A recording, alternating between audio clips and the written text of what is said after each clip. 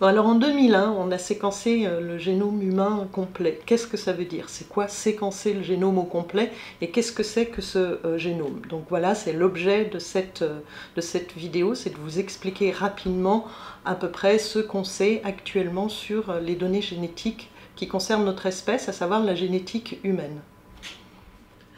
Bon, alors qu'est-ce que le génome humain? Alors le génome humain est constitué de 3 milliards de paires de bases, c'est-à-dire de 3 milliards de lettres. Et il faut voir le génome humain comme un immense livre fait de lettres. Il y a 4 sortes de lettres, c'est ce qu'on appelle les bases ou les nucléotides. C'est les fameux A, C, T et G dont vous avez tous forcément entendu parler. Et donc l'ensemble de la molécule d'ADN est une série de lettres, tous ces nucléotides, et c'est là-dessus qu'on peut lire l'information génétique contenue dans un génome. Le génome se répartit en plusieurs chromosomes. On a 23 paires de chromosomes. Chaque paire de chromosomes, on a reçu un chromosome de son père et un chromosome de sa mère. Sur ces 23 paires, il y en a 22 qui ont un fonctionnement à peu près identique, c'est celles qu'on appelle les autosomes. Il y a une paire de chromosomes qui a un fonctionnement particulier, ce sont les chromosomes sexuels. C'est eux qui vont déterminer si vous êtes une fille ou un garçon. Si vous êtes une fille, vous avez reçu à la fois un chromosome X par votre père et un chromosome X par votre mère. Si vous êtes un garçon, vous avez reçu un chromosome X par votre mère, mais un chromosome Y par votre père. Alors, en 2001, on est arrivé à lire l'ensemble de cette information contenue sur l'ADN, c'est-à-dire qu'on est arrivé à lire la séquence de toutes ces lettres. À partir de ces lettres, il y a des parties de l'ADN qu'on dit codant. L'ADN codant, c'est l'ADN qui va être lu par la cellule pour être transformé en protéines, en gros pour en faire quelque chose. L'ADN non codant, qui était avant à tort appelé ADN poubelle, c'est l'ADN dont en fait on ne sait pas exactement l'usage. L'ADN codant, c'est-à-dire qui permet de faire des protéines, consiste environ 2 à 3% seulement de notre ADN. Le reste, qui n'est pas lu pour faire des protéines, peut servir soit comme régulation, soit à encore une fonction inconnue. Il y a encore beaucoup d'équipes qui travaillent à l'heure actuelle à essayer de comprendre à quoi sert cette partie d'ADN non codant. Alors, ces paires de chromosomes, quand vous êtes un individu, vous allez faire des gamètes quand vous vous reproduisez, et ces gamètes vont être faits d'un mélange de vos deux chromosomes. C'est-à-dire que pour chacune des paires, il y a des bouts du chromosome que vous avez reçu de votre père qui vont être mis avec des bouts du chromosome que vous avez reçu de votre mère pour créer des nouveaux chromosomes. Et c'est ces nouveaux chromosomes qui vont être transmis par vos gamètes. C'est ce qu'on appelle la recombinaison. Et c'est ça qui fait qu'un même individu va produire à chaque fois des enfants différents.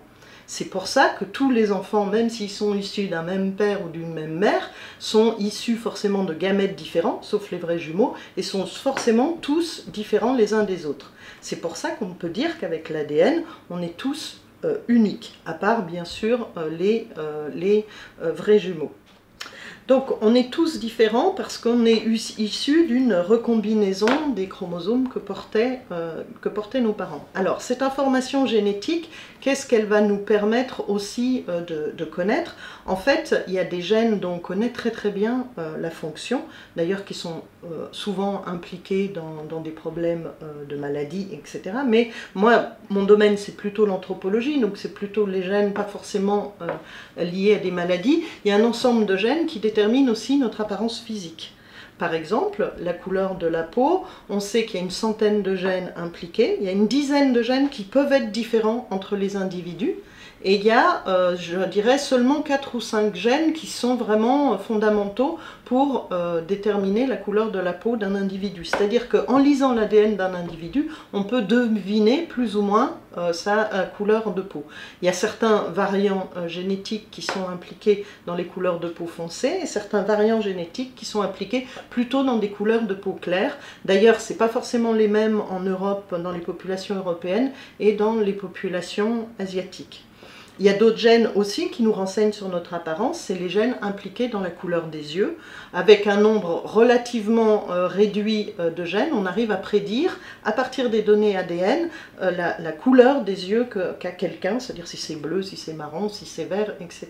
De la même manière pour la couleur des cheveux, on arrive assez bien, à partir des données génétiques, donc dans les parties codantes, à pouvoir déterminer quelle est la couleur des yeux de quelqu'un. Alors ça, c'est en train d'être développé et d'être utilisé dans ce qu'on appelle la forensic science, c'est-à-dire tout ce qui est la police scientifique, dont on voit souvent les épisodes à la télé. Mais pour de vrai, j'ai des collègues dont c'est le métier et qui travaillent vraiment sur deviner qu'est-ce qu'on peut connaître de notre apparence à partir des données génétiques.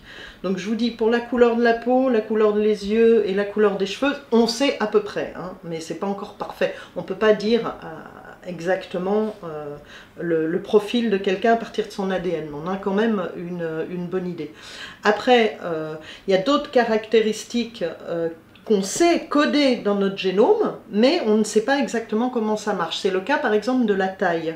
Le fait d'être grand ou d'être petit, c'est quelque chose qui est très fortement déterminé génétiquement. C'est-à-dire si on mange tous suffisamment à sa faim, le fait d'être plus ou moins grand ou plus ou moins petit est entre guillemets codé génétiquement. On ne connaît pas encore, on connaît pas bien les gènes impliqués là-dessus, c'est assez surprenant. Les études montrent qu'il y en a au moins une centaine, qu'il y a plus de 100 gènes en même temps impliqués pour déterminer la taille d'un individu. On voit d'ailleurs que c'est un caractère très codé génétiquement parce que, en général, les enfants ont une taille intermédiaire entre celle de leurs parents. C'est-à-dire ils ressemblent à leurs parents pour la taille. Alors, ce qu'il faut bien voir, c'est que tout n'est pas déterminé comme ça simplement génétiquement. Hein. Il y a aussi l'environnement qui rentre en jeu, donc il y a beaucoup de caractères qui ne sont pas aussi simplement déterminés. Et d'ailleurs, il y a tout un champ de recherche à l'heure actuelle qui s'appelle l'épigénétique, qui cherche à voir ce qui est transmis d'une génération à la suivante, au-delà de cet ADN, vraiment de cette partie strictement génétique. Donc on est revenu un peu d'un modèle très très déterministe par rapport aux gènes. Alors ce qui est aussi d'intéressant sur ce génome, c'est de voir qu'il est composé de ces fameuses 4 nucléotides, ces 4 lettres A, C, T, G, et que ce code génétique est universel. C'est-à-dire qu'on retrouve ça dans tout le vivant. Autrement dit, on est constitué de la même manière que voilà, un champignon, une crevette, etc. Ce qui fait que du fait de cette propriété-là, d'ailleurs, on peut comparer les êtres vivants entre eux. On peut retracer l'histoire des êtres vivants à partir de l'ADN. C'est ce qu'on appelle faire de la phylogénie. Faire de la phylogénie, c'est donc utiliser ces données génétiques pour retracer l'histoire des espèces. C'est à partir de l'ADN humain, en le comparant avec l'ADN du chimpanzé, du bonobo, du gorille, de l'orang-outan, qu'on a pu faire ce qu'on appelle la phylogénie des primates. Nous sommes un primate, et si on nous compare aux autres primates, notre cousin le plus proche, c'est l'ensemble bonobo-chimpanzé, puis le cousin un peu plus loin, c'est le gorille, et encore un peu plus loin, c'est l'orang-outan. Les estimations actuelles sont assez débattues, mais il y aurait eu une séparation entre la branche homme et la branche bonobo-chimpanzé il y a environ 6 à 10 millions d'années. La branche gorille un peu plus ancienne. Ce qui veut dire que notre plus proche cousin, c'est le chimpanzé bonobo, mais le plus proche cousin du chimpanzé bonobo, c'est l'homme, hein, c'est pas le gorille, hein, ça marche dans les deux sens. Donc on a des similitudes génétiques avec ces autres primates. Et d'ailleurs, un des champs de la discipline, c'est d'essayer, en comparant ces ADN, de voir qu'est-ce qui fait qu'on est spécifiquement humain, qu'est-ce qui nous différencie du chimpanzé ou du bonobo ou du gorille.